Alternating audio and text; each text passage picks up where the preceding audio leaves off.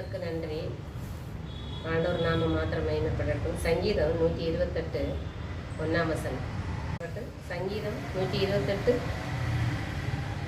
1ஆம் வசனம். யெகோவನಲ್ಲಿ பயபக்தி உள்ளவனாகி ஆತನ மார்ಗಗಳಲ್ಲಿ ನಡೆಯುವನು ಧನ್ಯನು.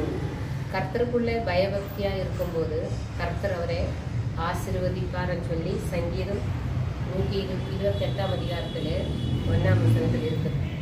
அந்த வசனத்தில் நம்ம படிக்கிற 5ஆம் வசனத்தில் ಜೀವನಿಲ್ಲದ ಯೆಹೋವನು ನಿನ್ನನ್ನು ಆಶೀರ್ವದಿಸಲಿ, ಜೀವಮಾನವನ್ನ ಯೆರೂಸಲೇಮಿನ சௌபாகியவன் நோடவனாகும்.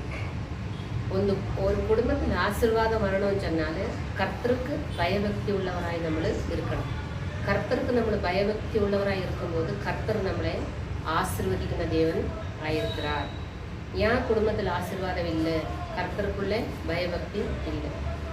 அதனால் கர்த்தருக்குள்ளே பயபக்தி உள்ளே இருக்கணும். பைபிள்